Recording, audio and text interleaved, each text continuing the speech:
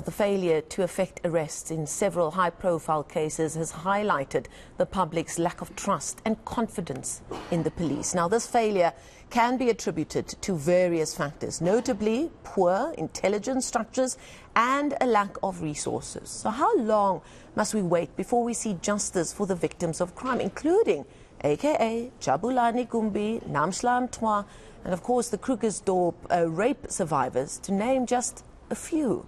I'm joined for this discussion by forensic investigator Calvin Rafadi in studio and Willem from the Institute for Security Studies to try and find out where we stand with regards to some of these cases and indeed how they are approached. But let's start with Willem, who joins us virtually from Pretoria. Just as a way of laying a foundation for this discussion, Willem, I know we've had numerous discussions, and your field of expertise is normally around terrorist threats, explosives and that kind of thing, and really the kinds of things that really gets people feeling rather paranoid and insecure about their public spaces. But really our crime situation is so deep and so serious that it does seem that no space is safe, whether you are a famous singer, whether you are a local businessman running a coffee shop, or in the case of the Krugersdorp situation, young women trying to make a music video. Good morning, Michelle. Yes, you are right. I'm at the ISS, Institute for Security Studies, where we focus on transnational organized crime in our program. And of course, that includes terrorism and explosives and all the other bad things that goes with it. But it also includes murder and the serious and violent crimes that we are discussing today. You just laid the background of what is going on in the country. You know, if we look at ourselves in terms of the most dangerous country in the index, South Africa is the most dangerous country in Africa with an index above 75%. And that actually edges out Somalia, that's a country in conflict and war, that only came in about 60% or 60 on the index. Apart from that, in terms of the organized crime index, South Africa is situated at number 7 in Africa and number 19 in the world. And in our region, in SADC, we lay at number 1. And that is really not good for our country. It doesn't say a lot about the criminality in our country.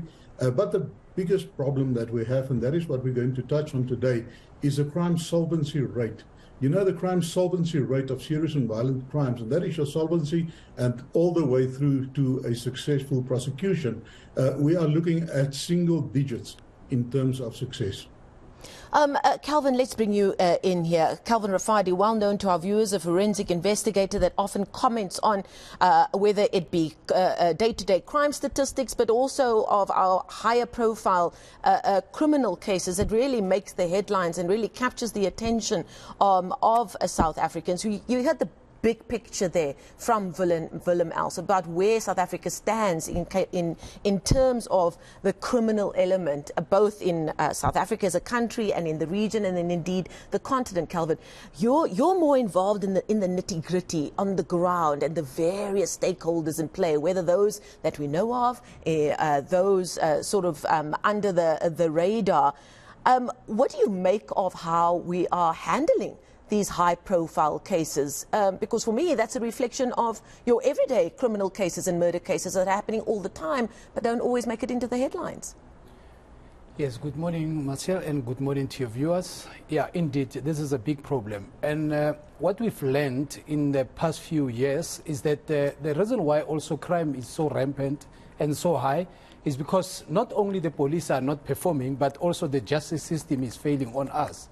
But at the same time, we also wish to highlight that another problem that we're sitting with here, which is a serious pandemic, is that many kids from schools are now recruited to commit these particular crimes, especially those who are underage. Now, it has now become a problem where now schools are becoming a crime scene, where now they are full of drugs. Kids are recruited to go online and even commit fraudulent stuff online, and even being recruited as far, you know, like in Cape Town, we've seen kids, boys as far as 17 years, they go and fight for thefts. The reason being that the big fishes, or let's call them the bookie guys, the big guys, they recruit these young boys, and so that when they are arrested by the police, that the court let them out because they are still under juvenile, also under the care of social development.